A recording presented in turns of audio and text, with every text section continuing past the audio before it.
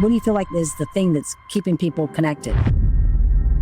I'm not meant to be a doctor or a lawyer. I'm meant to be a filmmaker because I love creating things. I will say I am a lover of fashion. I used to live in Paris and I have a lot of friends that work in fashion. You gotta set boundaries to be like, you know what? Like, I'm not working for free anymore. Don't ever like underestimate yourself or, you'll sell yourself short, because if you are really, really good and you have a really good product. So people of my generation, for instance, have very, very short attention spans, and it's getting shorter.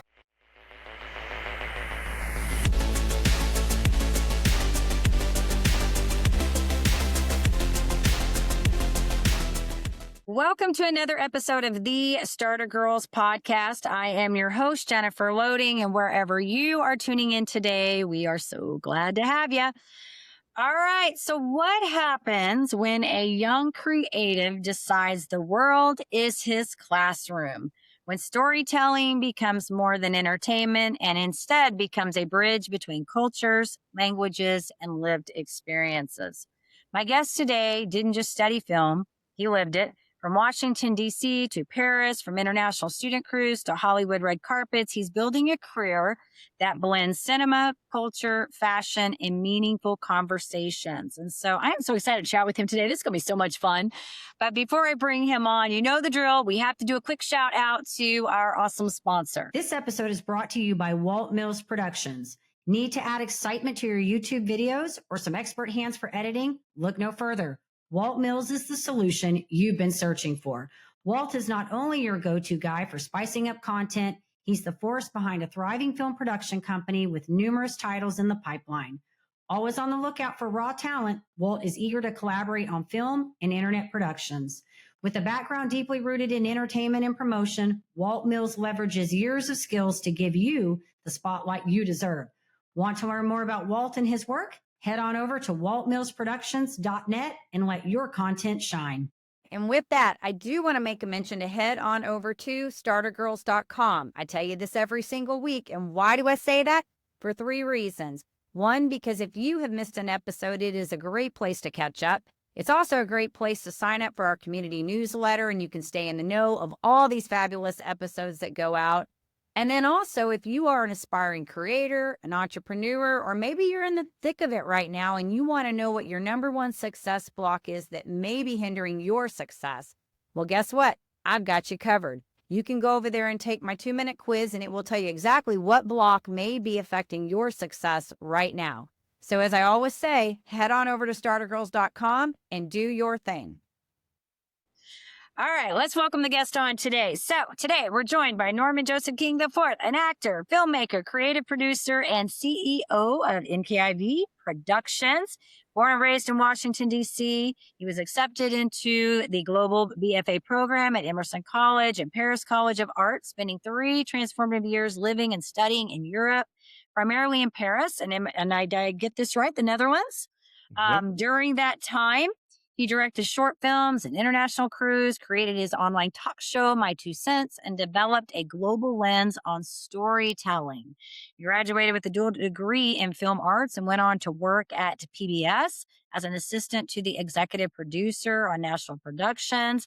Relocated to Los Angeles in the last 2 years. We're coming up on 2 years here, and is doing some amazing work. And so I am excited to chat with him. The other thing that I think is really neat is he's multilingual here. He's got several languages under his belt, which is pretty impressive. So we'll probably talk about that a little bit. But Norman, I just want to get you on the show. So welcome to Starter Girlz. We're so excited to have you here today. Thank you so much. Thank you for having me. This could be fun. Oh my gosh, you got so much happening. I know, I'm excited. Yeah, it's awesome. All right, well, let's start off, talk about your background, because you're born in DC and then you left for 3 years, went into Europe and stayed there. When did you know that storytelling, like this was an interest to you, this work was of interest to you, and you just kind of made that decision that you were going to sort of follow that path? I mean, I was always into like entertainment ever since I was a little kid. Ever since like even age 5, I was just into movies. I always wanted to create something. And in the 2000s, like everyone had that kind of wall, I feel like, of DVDs in the, the living room or whatever. Like my parents, they kind of took it to the extreme. They had like a whole like like rows of like DVDs and CDs, all this different stuff. Yeah. And so I would look at them and I would just get fascinated. And special effects was even like a really big thing that I found to be so like fascinating ever since I was a little kid. And I think, around 2004, 2003, like that was like when it was really becoming like really like I think more integrated into like more mainstream films. So I was in awe, and I started writing scripts from a very young age, and I would make these kind of television pilots. And then my family was like very supportive. I'm very blessed to have a very supportive family about, the arts. And so they got me a laptop, and I started editing from a very young age. And I was like, you know what? This is what I'm meant to be. Like, I'm not meant to be a doctor or a lawyer. I'm meant to be a filmmaker because I love creating things. And when I, make that edit, I get so satisfied. I'm so, I just feel so like satisfied with life and so happy. And so I decided to go to film school. And I also was in theater as well. So I was also acting and working behind the camera as well. So I wanted to understand both worlds. And I feel like that's really helped me in my career. Yeah, it's good that you say that. Well, and as a fellow creator in a different space, I can totally resonate when you say that satisfaction that you get, because that's how I feel when when I have an episode that just everything just rolls out the way I want it to roll out. And I mean from top to bottom, the conversation, the editing, Mhm. everything comes together. You get that killer title, like it's just, yes, that's good. You Oh know, yeah. I think there's something cool about being, I often say, I think all of us have a little bit of creativity in us. I think just not everybody finds the creativity, right? Some people just know, hey, like there's something there I like and I got to pursue it. But I think we all have it. We just have to find it and develop it, And I I've, agree. Yeah. I've often shared, even, you said as a young child, like you were picking up on these things, like you had this deep interest.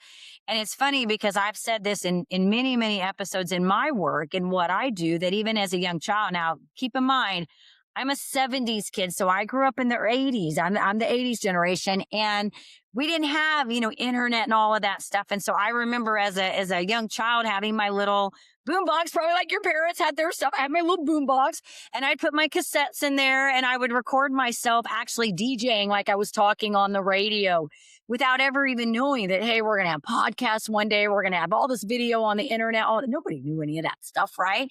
So I think it's interesting how, when I asked you that question, you're like, I always had this like love for this love for this. And you sort of paved your way into that, because I think that some of us just, it sort of comes up in our work. It just sort of shows up and filters in, right?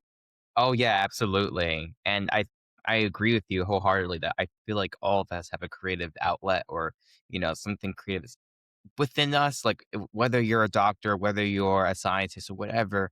I feel like everyone has a little bit of creativity within them. Like my father, I mean, he's a businessman, but he loves to play like the piano and bass and, and guitar. Like he's a musician as well. So there's Awesome. different, ways that we can find those outlets and ways that we can express ourselves in an artistic way.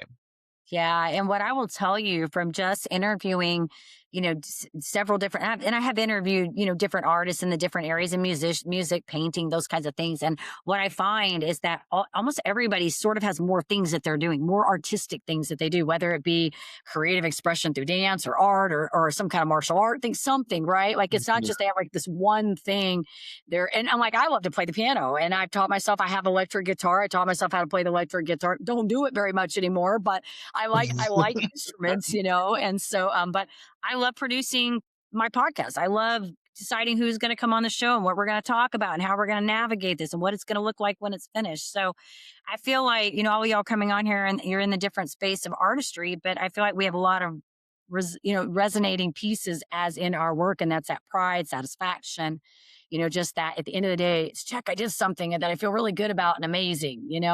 Absolutely. Absolutely. So good stuff. What do you think makes your work, like resonate with your audience? What is it about? Is it the storytelling? Is it the way you're storytelling? What do you feel like is the thing that's keeping people connected? Well, regarding like my show right now, like the current podcast called Meet the Makers, which I interview artists and designers, Yeah. musicians all over the world. I think for what really keeps our audiences going, one, I had to learn about like, and it's funny you bring that up. Because as a producer and as an artist, you have to think about, okay, like marketing, you have to think about like what's going to, you have to think in the business mind, like how do we hook people? Yes. And so people of my generation, for instance, have very, very short attention spans, and it's Yeah. getting even shorter because, you know, we're on our Yeah. phones a lot. So Right. our Right. episodes are only 15 to 20 minutes. So we keep it short and sweet, but we talk about the most heartfelt things that I find dear, which is like the creativity, craft, and artistry, and things that are authentic to people. So authenticity is something I will never compromise on. And, you know, I think a lot of things that we talk about, like fashion or talking about music or talking about, like culinary arts, these are things that like I think a lot of people are interested in. And I come from an international background, and I love to share world cultures. So I think I appeal to a certain audience that likes culture, but also likes to get that within a certain amount of time and not have to sit there Yeah. for an You know, hour. yeah, and you're so right. I was talking to someone today in the C-suite space because I'm thinking about, incorporating. Obviously, I've got the YouTube side of things, which I'm going to talk to you about that in just a minute because you might laugh about that. But then I've also got obviously the online part, which is the audio stuff that goes out. And so I was talking to someone today in the C-suite space about moving the audio and stuff over there, and we were talking about that, like marketing and branding and all that. Because you are so right, and I do have kids that are adult children, but yes, I have kids, and I know that they are on their phones and all of that. But it's so funny, this whole game we play in this marketing. And you're right, it is so about who are we trying to target and making sure we get the relative information content to those people. And interestingly enough, I had somebody, and I've had great people helping me, with edits and things like that. But had someone working on my SEO for a while, and I kept going around in these circles because it was the combination of, do we want the clickbait or do we want to meet the audience? What are we trying to do here? And I kept having to say, listen, I don't want the clickbait. That's great. That gets us the short-term views, but I want to get to my audience. I would rather talk to the people that are following me, which I wanted to point out to you, because this is what's been a real eye opener for me, is with the different platforms, versus YouTube versus like iTunes or Spotify, right? Yeah. My market in YouTube, statistically speaking, right now is young males. It's the males between 18 and like 34 right now, which Yeah. I find, which to me is exciting, Norman, in a way. And I'll tell you why, because my content, I feel like, is deep content. It's deep. It's thought provoking. Absolutely. It There's is. Yeah. nothing I put out that is shallow. So clearly we're getting content out there, and it kind of excites me that young people are actually thinking about these things and looking at this kind of stuff. So I'm with you on all of that. It's really about finding that right, content for your market. And I love that you're really honing in on that, saying, okay, my generation likes this. They want this shorts. They want it to be efficient short. Let's get it out, get it clear. I Yes. love it. And I will tell you, us older people like that too sometimes. So you're not off base with that, because sometimes I'm like, can we just get to the point, Oh, yes, absolutely. I mean, my mother is actually almost 70. My mom's 69, but she literally is on I got her Instagram, and now her attention span is even shorter than mine. Oh my So goodness. Yeah. It's the times, it's where we are now, and everybody can see things, and that's interesting because even like, when I'm doing like my short clips and stuff, it's funny because I feel good. I'm actually excited because I'm starting to figure how this all works. And I was like, we got to find the hook. We got to find the piece. Does it create emotion? right, exactly. Once Yes. you start figuring some of this out, you're like, you're getting it now. It's making sense, Yep. You probably had it figured out a long time ago, but yeah, some of us are a little slower. We got to kind Well, of, actually, even me being young, trying to figure out the algorithm is still tough because things are changing constantly. And with the yes. AI, it's hard to keep up. I get overwhelmed sometimes, not even gonna lie. Yeah. Like, you gotta stay on the trends, and you gotta like, look at like, the Instagram CEO says this and that. So you gotta look at this. I'm like, who is sitting behind a computer choosing like Right. making life difficult for all of us? Yes, Just and they like, just wake up today and they're like, we're going to do this. We're going to make this hard today. yeah. Can we just stop doing that, I please? Right? know. If you're like some nerdy guy behind the computer just doing that, like I feel like it's like this some guy with a haircut that's like, this with glasses, and he's just sitting Yeah. and he's like like going like that and like He's like, how we deciding. gonna mess them up? Yes, exactly. Oh, I ridiculous. know. It's just when you get it figured out, right? Like when you think you have it figured out. But I think it's such a fun time, really. Now you've been doing your podcast for a little bit or your show for a little bit. Now it's kind of a fun time now because I will tell you, even from when I started, it shifted so much. Because when we first started, I mean, we walked into like a co op sharing space. It was an ex friend. I say ex friend, she's still friend, but like an ex business partner type friendship. And we walked into this like co op space. We went live, didn't even know what we were doing. It was so very different then. And now it's all about, yes, you got the audio, but the video. And I tell people like my YouTube page is actually the page that's growing. And people are like, that's one of the hardest ones to grow, but that's the one that seems to be moving the quickest. So it's so Yeah. interesting, this whole game that we're going through and people are still talking about like, should I put my show on the YouTube? Yeah, you probably should. Yeah, just do it. I think when you're ever feel hesitant, just do it. Yeah. Because anytime you ever feel like you're afraid to do something or you're afraid to post, just post it. Just do it. Yeah. Because like, what's the worst? Like someone's going to give you a bad comment and that's good. Okay. That's great. Because if you get a bad comment and like they said something like, and like they gave you their attention. So therefore, like, you're living in someone's brain or you're living, rent free in someone's head. So it doesn't matter. Right. So at least you did something. And, whether it's like a good comment or a good response, whether it's like a whatever you're still doing it, and just keep doing it consistently. And eventually like you're gonna blow up. Not even kidding. Like you can blow up overnight. I've seen people go from like 500 to like over 100K followers like within like a few months because Wow. Yeah. You're like, what did they do? Right?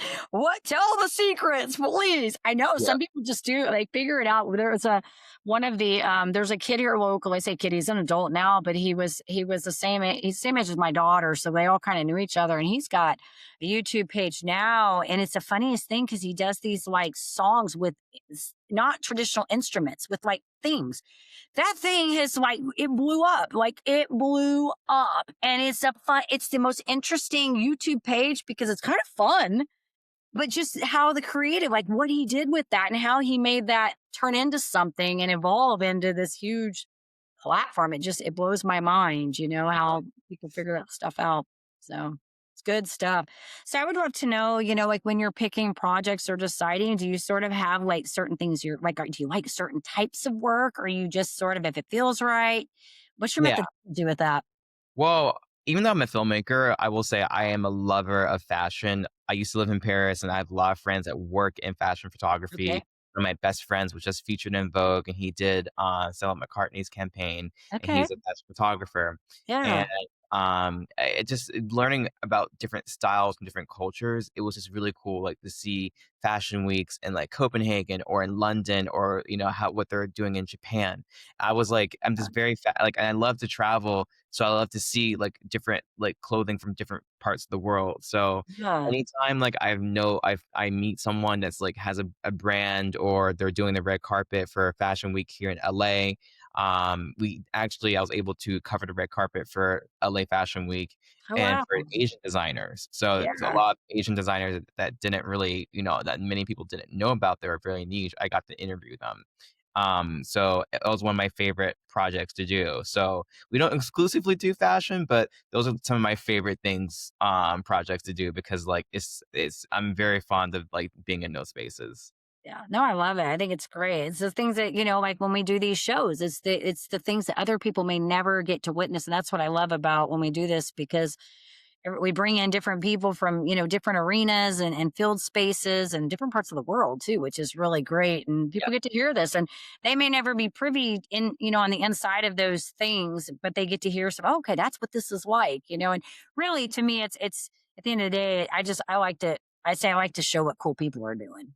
Yes, They're doing exactly. cool stuff. Yes, Yeah, it's fun. exactly. So what have you learned about maybe the creative industry or your work that maybe somebody out there maybe doesn't know? Like, I'm sure there's a lot they don't know, but is there anything that you feel like, hey, this is like something that I learned that I didn't even know this before I walked into this space? That's a really good question. I have to think about that. Honestly, I would say a lot of the things that, well, there were certain things that I actually wasn't taught like in school. I wish they would teach Gotcha. more people in school about like starting your own LLC, like about the business side of Yes. creativity, like what it takes to start your own production company, how like what it takes to, how does it actually work when you need to do like film distribution and sales and need to do like, business management when it comes to it, like a TV show or pitching. Like Yeah. I think these are like assets, or these are skills I think people need to know from the get-go. And a lot of times they don't teach you that in class, or they don't teach you that like right, or unless you ask and like you keep, Right. like pushing the teacher or the professor, they won't tell you. So you have to keep doing your extensive, like doing your own research. So I've done like a lot of extensive research, and I've been very blessed to have friends that already lived out here in LA to like help guide about like knowing how to have, certain steps done before you can even have a meeting to sell your TV show, or to, Hmm. self if you want to go to an audition, talking about like what you like, having a manager, having an agent. Even if Right. you're a writer, you need to have an agent. Yeah. So like it's a lot of different things. So that's one thing, yeah, I would say to someone that's like that doesn't know about, about things in the creative industry, learn about the business side, because that's the most important thing. That's how you're going to make your money. Of course, it's not all about money, but Right. I'm just saying, if you want to make a profit from all the art that you're making, and don't ever like underestimate yourself, or you'll sell yourself short, because if you are really good and you have a really good product, then people are going to see that, and sometimes they try to take advantage of that. And so you want to make sure that if you really have that gift, like keep it to yourself and make sure that you are able to profit off of that as well. Yeah, that's really good advice, Norman. And I would agree with you on that because I think, I can, even from personal experience, being a creator, I am savvy in a lot of areas, but and I will tell you a lot of the stuff that I had learned about business, I learned when I was in Mary Kay. I don't know that I would have known that on this side had I not gone through that first. You know what I mean? Because you're right. Yes. That's not something, unless you go into like a business, something where you're doing business, but in the creative space, there's not a whole lot of that really out there. So you sort of, yeah, you gotta figure that out. And it's funny because I feel like over the years I've had to become like a jack of all trades. I've had to learn all these different pieces, and I was just having this conversation today about how like I'm the forward facing, and you talked to me about the business side of things, and that's just it's so much work. Can we just sit down and somebody kind of point that out to me? Like I did form an LLC. I know how to do one because I had to form one for my business. But you're right. This is not like common knowledge stuff. You got to figure it out. And a lot of people in the creative space just think, oh, I'm going to go do my art, like I'm going to sell my art or whatever it is. If you Yes. don't know what you're doing, you're going to be doing everything for free, and That's right. Exactly. yeah, Yes. And you gotta set boundaries to be like, you know what? Like, I'm not working for free anymore. Like, unless yeah, I'm like, doing something with a friend or a collaboration, that's different. But like, yes, a lot of people end up doing, especially when you move to LA. I've been taken advantage of before. Like I've had to, yeah, I've had to learn, and that's okay, because you know what? You have to learn from your mistakes or learn from different experiences, and then be like, okay, this is what I went through before. I don't want you to go through it. Like if I had a child, or I had like someone younger than me to like mentor, I'd be like, okay, I would give them a personal story, but like this is what happened to me. These are things that you don't want to do. Do this right, right. instead. Yeah, and that's really the best way you learn is, you do some. I used to joke about this when I was a married kid. I always say, well, you do something long enough, you get mad, and then you'll change it, because Yeah. you get tired of that same repeat thing. I mean, I've even had to, my podcast right now. I mean, I never started this, and I don't know how you did, but I never started this to begin with from a money perspective. I use it really as a tool to create impact, influence. I do have other businesses and other things going on, but at the same time, even though you are doing that, there are other payoffs that come from that, and I still have to have like boundaries and things I set up with that because if you don't, it's the same thing. I mean, people will continue to, I mean, it doesn't matter what it is. If you let people walk on you, it's going to happen. And so I think those clear boundaries, and I used to even say, it's better to set that from the beginning than get the systems in place, get everybody trained, and then have to go back and do the boundaries, right? Like if you can Yep. start setting things up right from the beginning, it's much easier than once the system's in place and you got to break the system, right? Yes. Yes. Yes. Yes. Indeed. So So you're figuring it out. Now you've worked on both sides. So you've had to be an entrepreneur here and then you've been sort of working. You've had to work for somebody too. So you've had kind of the best of both worlds, it sounds like, Yeah, and absolutely. Because like my experience at PBS actually taught me a lot of different things about like, pitching and fundraising. So that was a really good, like, how to make a really effective deck. And like people are like, what's a deck? Well, a deck is just basically a presentation. right, People like, there's certain terms, colloquial terms or whatever. There are certain like, definitions, whatever, or like, words that we use in the industry.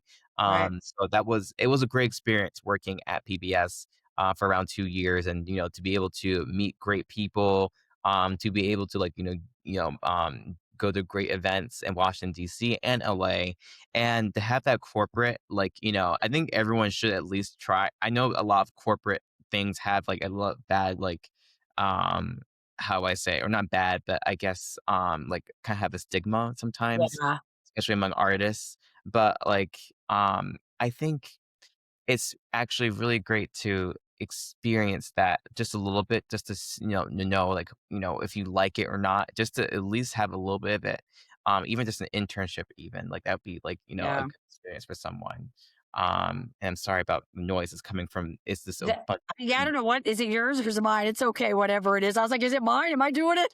No, it's mine because of my sister. I just It's all getting so right. many. That's the thing about being a creative in this industry. Yes. Everyone's always texting you, so I had to learn how to put people on do not disturb sometimes. So Yes, I yeah, get it. I'm not. I mean, I don't ever like to say I know how somebody feels, but I totally get it. It's like the moment, like that's what I was over. I was pushing my button. I'm like, did I turn my phone off today? Because I know sometimes I forget that thing starts dinging at me, and I'm like, no, not now.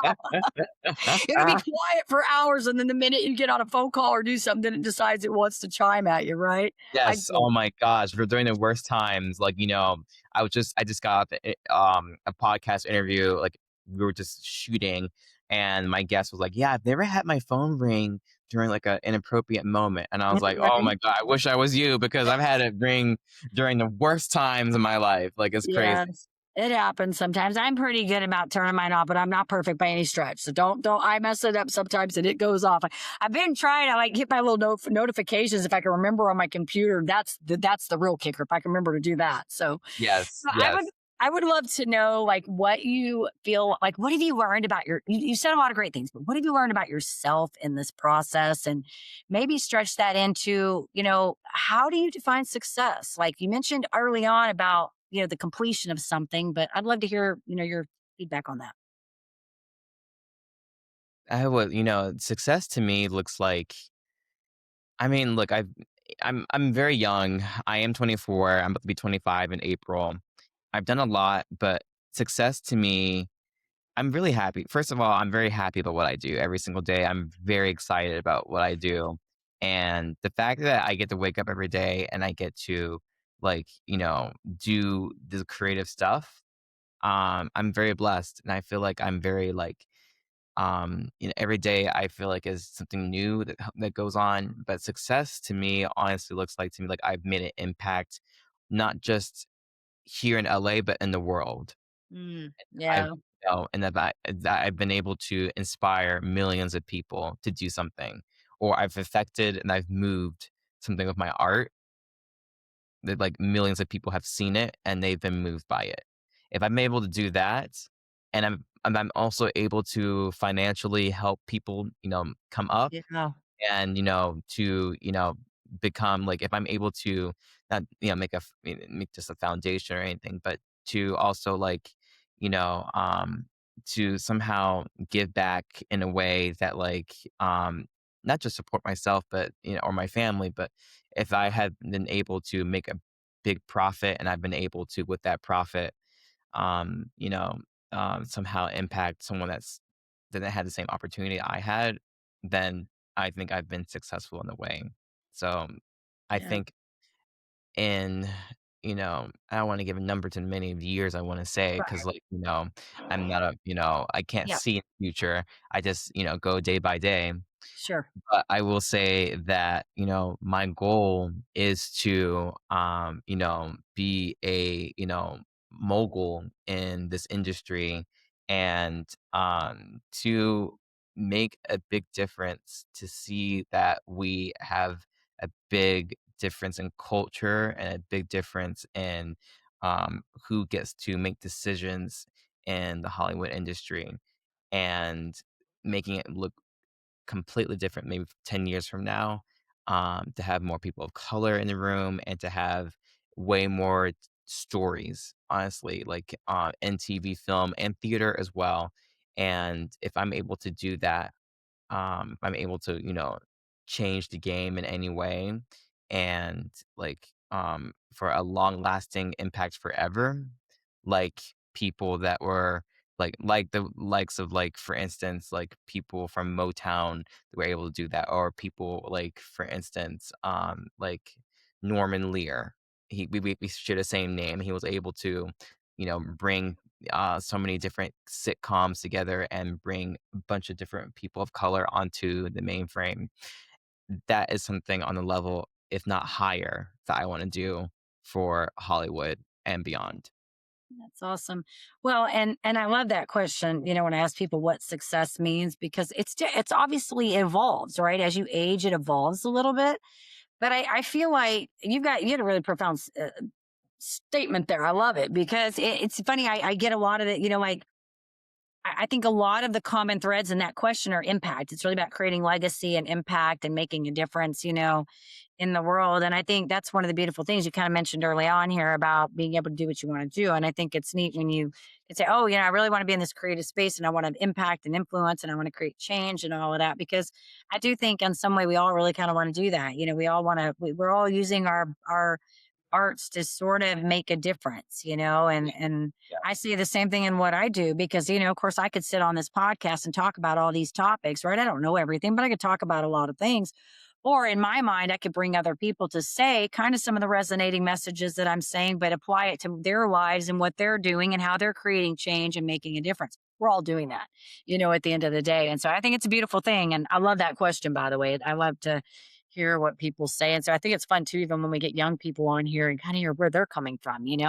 Yes, yes, absolutely. I love to hear from all different generations too, because like, I grew up with a lot of, I'm 24, but at the same time, like a lot of my friends are older than me too. Like I have a lot of 40 or 35-year-old Yeah. friends, or even in their 50s too, because my parents are older. So I grew up with a lot of different Yeah. You're ages. kind of probably like an old soul a little bit. You can A resonate. little bit, yeah. Some of my friends call me grandpa. I'm not gonna Yeah. lie. Right. Well, I always kind of had older friends when I was growing up too. It just seemed like the conversations kind of just made sense, and not that I didn't like my peers, but I just felt like we were having different conversations. And so that's why I said Yeah. there's nothing really shallow about this show. Like I can't even do shallow talk half the time. It's like we got to have some context here when we're talking about things, Yes, yes, So yes. I love it. So maybe somebody who is in the creative space right now, and you kind of said a little while ago about doing it. So maybe something that a step or an action, something they could do if they're at that, like we got to get to idea to execution. We got to do something here. What would you say to Yeah. them?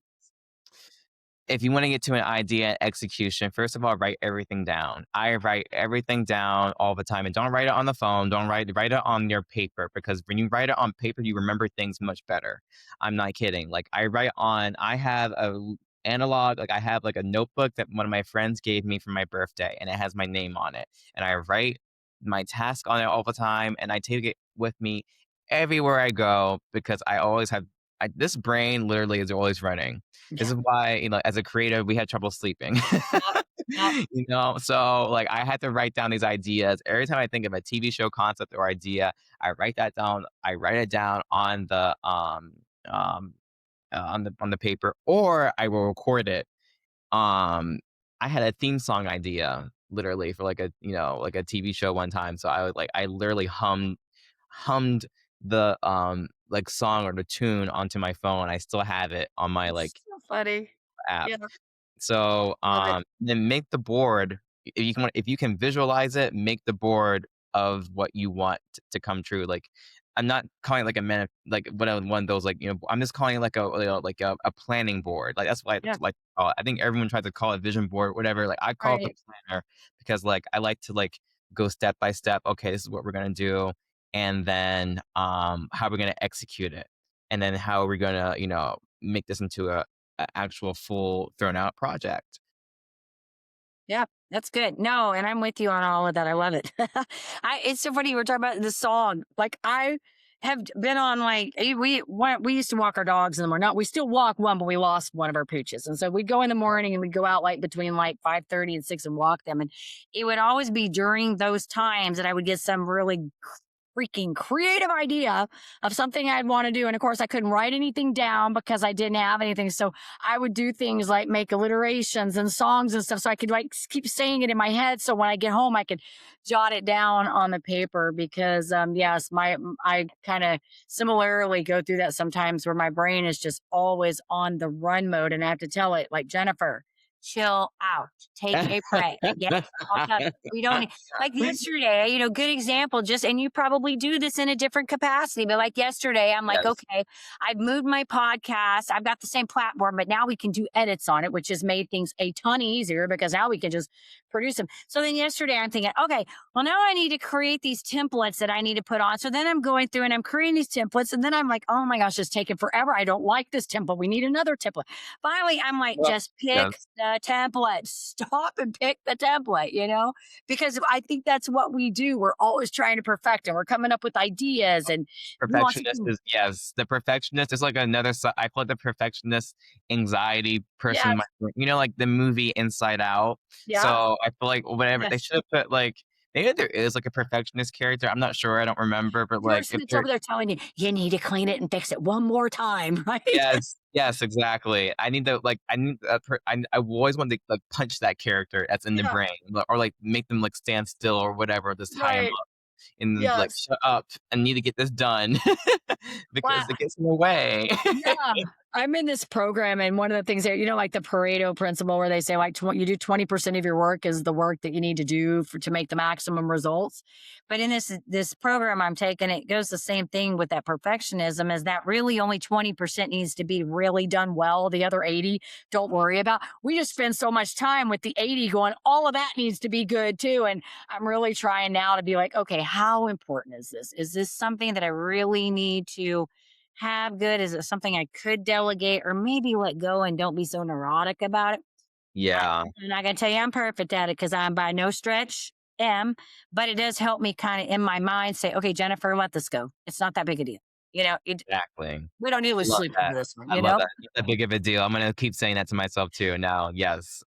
It's not the fix all, but it does help a little bit because it forces you to be mindful and be like, am I just going on autopilot, hung up on that quiz that I mentioned in the beginning as a good example?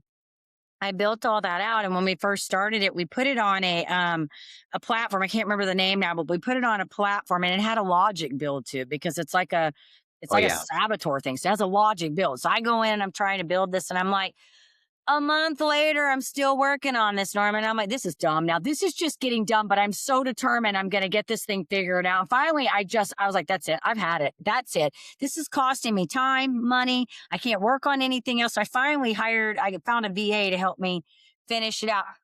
I was so relieved after I did it because it was like, it's now off my back. I don't have to worry about it anymore. But it's just that sometimes making that conscious decision to say, let's let it be. You don't need to do it all perfect, Exactly.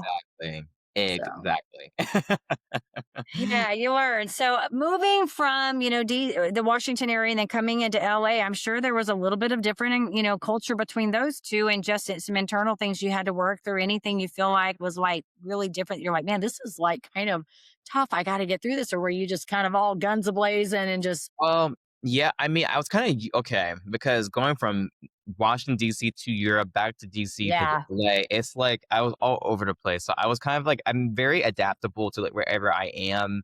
I have yeah, family that live in China actually too, and I have family in Japan. So okay, it's completely different, sure, all over the place. So I'm used to adapting, but it moving to LA, honestly, I feel more at in LA than I do if I'm Washington D.C. Honestly, okay, like I yeah.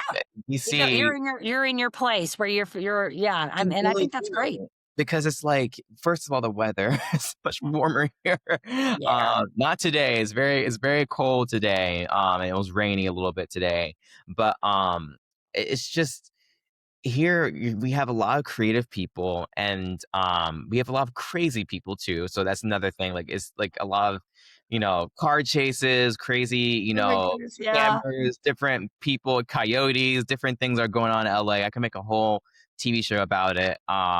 But like I still love it so much. And every place I've lived is very different from one another, like from each place. Like DC is very Sure. political, cold, very like, like kind of mundane, but still very, my roots are there, like my family Right. roots are there. Paris is very artsy, but very like, walkable. So it's different than LA because we had to have a car here in LA. So, wherever I go, I just adapt and I adjust and, we just got to make the best of where you are. And then find the people that are always have the best interest, have your best interest Right. wherever you are, because I think having a good net or a network of just a few people, you don't need like 100 friends or huge friend groups. Like 3 or 4 good friends that you have in the city is more than enough in my opinion. Yeah. And 3 or 4 or 5, and then also like um I would say when I first moved to LA, it was like it was a little not overwhelming, but it was kind of like, wow, like, it was just like, um well, actually, it was a little overwhelming, like, the city's so big, so Yeah. it's like it was just like you wanna go do everything in one night, and you wanna go, like, to this place and this restaurant, you wanna go to this party and that, so I had to learn, like, all right, you can slow down. You don't have to go to every single networking party or every Right. single like, after party that there is. Because first of all, not everyone there is going to be able to help you. Not everyone there is for you. Not everyone Right. there is like a good person. And sometimes this might be just a waste of time. And so there are sometimes you just want to these guys stay home. I Yeah. actually staying home sometimes and just, getting some work done or just relaxing and, just drinking some tea and just calling it a day because like I know that like, I don't have to rush. Like you don't have to. One thing I always tell myself and to my closest friends or people who I really care about is that you don't chase, attract. That's the Absolutely. Absolutely. Yeah, and I hear you on all of that because you're right. I mean, there's a lot of networking here, different kind of networking, but there's a lot of that here, and I do a lot of that. yes. As haven't been doing near as much since the holidays rolled out, and but that's just because I've been more intentional. I also run my own networking, which is a whole nother thing too, because I'm actually having to do that. But it is, I think, being intentional is important, and sometimes you do got to back up and say, if I go here, is this going to be something that's? I mean, I think we benefit from everywhere we go, but we should also be intentional about what we do, whom we choose to connect with and take into our space and because sometimes the connection may not that what I like, the ROI or whatever it may not be right there, maybe down the road when we build that relationship. But we don't need to welcome every single person into our space to Mm-mm. help us. No, no, no. Yeah. Yeah. Yeah, exactly. Because you network enough and you start figuring it out, right? Oh It's yeah. I talk about the spidey sense. Like I was just telling somebody it was yesterday. I was talking about sometimes I go into networking spaces and I'll be like, "Ooh, no, I don't like it here. I'm out. I'm just totally out. I don't like the energy, the vibe, whatever's happening here right now. I'm just not feeling it. I'm out." And so Yep, yeah, I've left early from certain places too, like, I've left early. I remember my friend invited me to a thing, and I was like, actually, you know what? I don't like it here. I'm gonna go home." Like, I just I'm tired, and I just yeah, you I know. yeah, I didn't need to be here. I hear you. I get it. So, okay. Well, I got a couple fun questions. All of these have been fun, actually, but I got some kind of like fun, like more fun ones Oh, here. I'll do okay, these. cool, yeah, I'm still You'll, having fun. Like, great, great, you okay. li- yeah, you lived in Paris, and so I got to ask you any specific favorite like cafe there that you liked. I'm guessing you have lots of different things, or maybe some kind of fun thing that you enjoy doing there that's kind of unique Yeah. to Paris culture. Okay, Cafe M is one of my favorite cafes. It's in the ninth arrondissement, the ninth district, and it is near where I used to live, my apartment, my old apartment. I used to live there with my roommate, Rocky, who also was the cinematographer of my short It's film. fun. Yeah. And we actually shot at that restaurant, uh, Okay. short film called Look at Me. So we shot the romance date scene there, and they let Okay. us shoot there for free. It was great. And then I think favorite places to go, like my favorite neighborhood is the Marais. I think to like go shop and stuff because it's like you get to find like really cool vintage clothes and stuff like that. And I love this department store called Galerie Lafayette, which is I think it's in there. It's on Rue Lafayette, so it's like Lafayette Street. And it's really in the center of the city. And there's so many different things to do. I mean, like, it's Yeah. not that big of a city. The city itself is like in the shape of a snail in a way, Okay. Yeah. like an escargot, like snail. So, So yeah. there's so many different things to do. And I think my favorite thing to probably eat, probably like, oh my gosh. I used to love eating like the duck. The duck I used to eat there sometimes. It was really good. Like duck confit, it was really good. Mm, yeah. And it really wasn't that expensive. That's the thing. It was really cool about being able to eat food for not that much money. Versus here in LA, a lot of things are expensive. You have to Yeah. find the Right. like, really good deals. That's awesome. Yeah. My daughter had fun when she went to France. It's on my bucket list. It's one of my places that I would like to visit. That and Germany. I think those are my two completely different, but those are my two. And most Oh of that yes, culture, yes. that's my family is German and French. So, Oh what about, yeah. yeah, like half and half. So very cool. I love it. Thanks for sharing that. And so this is a fun question. If you could create like the dream project with, any specific particular actors in there, what would this story, what would it be? Anything in particular come to mind? Oh, you know what? That's great that you asked me that. I would love one actor that I've always wanted to work with. I've always wanted to work with Tessa Thompson. Tessa Thompson is one of my favorite actresses that's recent. She's young. She's really cool. I saw her in His and Hers on Netflix. And she reminds me of like one of my really good friends. So I've always wanted her to play the sister of one of my friends. Like I want her to be in like this kind of like, I would say, like, coming of age story that I wanna like, Uh, I've, like, kind of, like, put together that's, like but it shows, like, them in a kind of prim and proper, like, upbringing, and but they're, like, they're kind of rival sisters, but then they end up, like, family issues and everything, but it right. becomes like a family love story. So I've always Love wanted to it. do that. I'm impressed you pulled that together. That's good. Sometimes it's funny. I ask these questions and I'm looking at them again. I'm thinking, man, that might be a hard question to do, but they're fun because they get you to kind of think a little bit outside the box, Oh, I from the, love thinking like that. Yes, it's I'm put on the spot like that. I'm like I think I'm just sometimes I get really nervous. And now I'm like, you know what? Embrace the being nervous about it and just be fun with it. So it's the yeah, same when I go on shows because sometimes I'll go on other podcasts and it's like I'm so used to being on this side of it. And then I go on other ones and I actually kind of like it because I feel like I don't have to think as hard because they're just asking me. But then every now and then they'll ask me some question like that. And then I'm like, oh, I haven't thought about that. Like I got to think yes, and it's yes. good. So, all right. So, lots of languages, which I am just impressed with because I did take French in school. So I understand some French. But you know more than like two, which is impressive. I would love to know, like, what's your favorite one out of all these languages you learn? What's your favorite? It depends on the day. I feel like my dreams actually, it depends. Like I will dream sometimes I will dream in Portuguese. And especially if I'm like watching a movie, I was just watching The Secret Agent, Okay. um, the Brazilian film. And so that night I had like my whole dream was in Portuguese. I would say like I think my favorite, like, usually I always love speaking French. Like, French is just so, like, to me, it's Yeah. just so not just romantic, but I just feel like it's just so, like, diplomatic and very just, like, very just easy off the tongue for me. And Spanish is just like we speak it all the time. Like I'm literally Right. speaking it every single day actually. Like I feel like Spanish I actually learned first because like it was like, it was spoken all throughout like where my parents work, like, even in the home sometimes. So I was like, Spanish is just like it's like almost like there's no need for me to even think because like Spanish is just like Yeah. versus like I speak Russian. Like we have a lot of Russians actually here in Los Angeles. Okay. And that's I learned Russian later. But like it is the of all of them it is the most difficult because it's I a was whole gonna say which one is the most, yeah.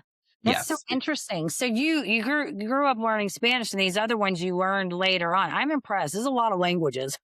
Thank you. Thank you. I took French from like middle school to high school. It's so funny because I don't necessarily speak it. I can understand some of it. If they talk slow enough, I can kind of get the context of what they're talking about Yes. Yes. cases. But I am just like, I laugh about it because I'm thinking, oh, like we need to know Spanish. Like my oldest daughter, we don't have any Spanish in our house, but my oldest daughter is a bilingual teacher. And so she is completely fluent in Spanish and she taught Oh herself, yeah. she did some school, but taught herself how to do it completely. But I will tell you a funny story. We used to have, back when they were little, we would have like the cleaning lady would come in. I knew no Spanish. And so she would come in with their phone, to Google Translate. And I just remember this one time, this is when my oldest was back in like, I think middle school maybe, or high Yeah. school. And I just remember going, Kara, come here. I need you to translate what she's trying to say to me. I just think it is so impressive that you know all these languages because, You. And my dad wanted me to just join a State Department, and I was like, "No, I'm good, thank you." But then, they had when we go on family trips, I would like actually help them translate because they don't. My dad speaks a little Spanish, but not much. But okay. they would I would have to translate for them if we went to Spain or we went to Portugal. I remember going to Portugal actually, and like a lot of people a lot of people spoke English. Yeah. Um, but it was like there were times where they weren't like their English wasn't good, so I would Right. just speak in Portuguese, and like my dad was like so intimidated. He was like, "Oh my God, like I'm so glad you're here because Yeah. I have no idea how to even pronounce these words." Like he's like for him it was like even the way that like to move your mouth, he was like, "I can't do that." Like I don't know. It's like it's a Yeah. gift that you and his funny because his father he was in the military and he was also in dentist school, but he spoke German. So my Okay. grandfather was fluent in German, but Okay. but he died in 2006, so he didn't really teach me any German. I don't speak any German, but I feel like maybe somehow genetically he passed it on to me in a way. Yeah. Maybe so. I know you. I always think about that too because my grandmother was full-blooded German. You would think that somewhere along the line we would know some German. And I would joke. We still talk about this. I still bring it up about how we always knew like when she was talking about somebody because it'd be all in German, and then we just hear names. Everything was in German, but then we start hearing people's names come up. We're like, she's gossiping again. So it was so funny. But you would think we would know some of that. And we never spoke it. So, but well, you are doing cool things, and hopefully, somebody listening to this today may want to follow you or keep up with you or reach out to you or any of those things. Where would you like us to send them? Do you have like Instagram you want us to connect them to? Webpage? Where would you like us to send them? Yes. So connect to my Instagram at Norman_King Okay. _IV. And then you can also you can type in Norman King IV on YouTube and subscribe to our YouTube channel and our podcast, Okay. Meet the Makers. So everything, if you just search my name, Norman King IV, like how it is right here, Okay. you'll find everything. And Okay. you'll find also the NKIV Productions on Instagram as well. Okay.